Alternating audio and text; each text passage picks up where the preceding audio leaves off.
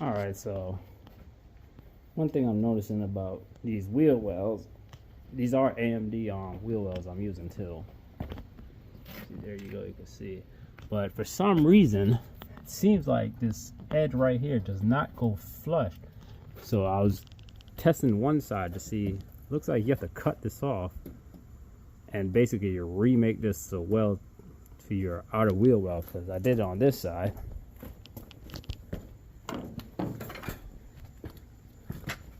I literally cut the whole thing off. Let me zoom out some. I cut it off.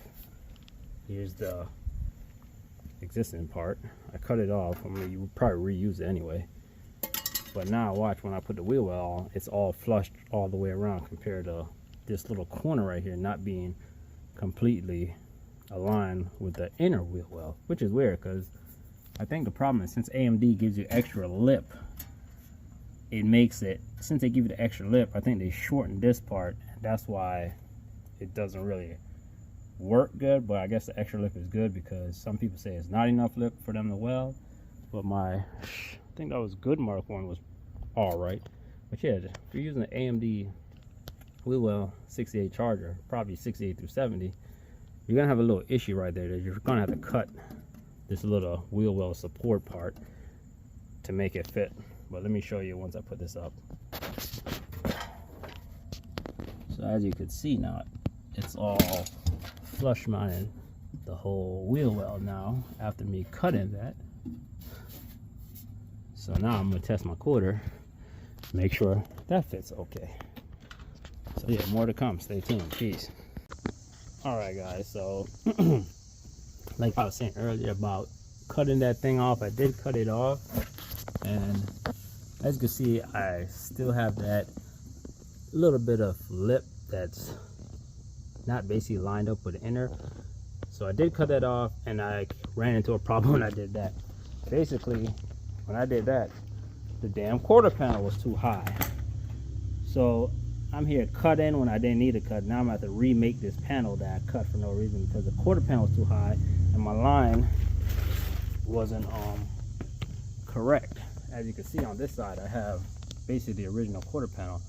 I mean, yeah, some of the original quarter panel, and my line here was up here when I did that. So I basically brought it back down to the original spot, aligned it with the two aligning pins on the left and right side, and now I'm square back with the continuous body line. So I was like, I don't know if that's a defect on AMD part or that's just how it was, but you know these cars weren't built good from the factory anyway. So when you're really restoring these cars, you're really restoring them actually to make them better, honestly, because I'm making shit a lot tighter, closer, and stronger. And like Chris Berger say from Drunk Up, Chargers, I'm not gonna lie, Chargers are probably the hardest car to restore due to this rear end crap because of all this extra parts they got. Rear valance, I even split mine for no reason, so now I'm gonna have to like cut it, well no, weld this back. I'm gonna have to weld my rear valance back, not rear valance, quarter valance. This is a pain to get this aligned, but I got it pretty damn close. But yeah, then these seem to, I've seen a lot of people on YouTube, these seem to never line up with people, so it's like you gotta cut the hole open for your bumper, both sides. So, but overall, I mocked the whole car up now. Every piece where it needs to be is on this car, and tell me this shit doesn't look good. She looks good, and I am happy.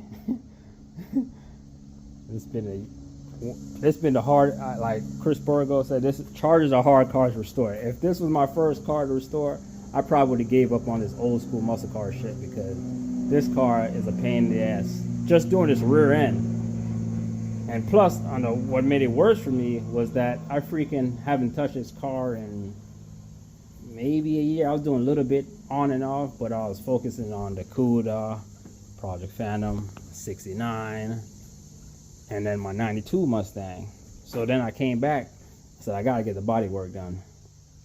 But yeah, so I forgot a lot of things of how things went. I even watched my old videos when I was dismantling it, but I didn't even pay attention. But if I was to do this car again, a Charger, I wouldn't tear everything apart like I did, which I kind of didn't do, but did at the same time. But I probably would have done a lot more patching depending on the deterioration of those panels, because putting this thing back together, boy, what a fight it was.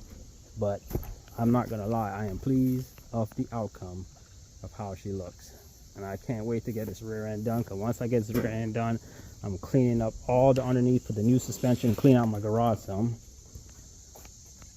and then I'm gonna go finish up the interior, which ain't too much, just a little bit more patch on my interior. It's mainly done. Gotta make a panel there, then I gotta do some little patches up at the front, and then body work is done. But I gotta get the body work done, because you know that's the most time consuming part of these builds, especially the damn charger when you haven't touched it for a year. I'm about to make a video on restoration cars, restoring cars or doing body work, but I ain't gonna talk y'all head off. More to come. Peace.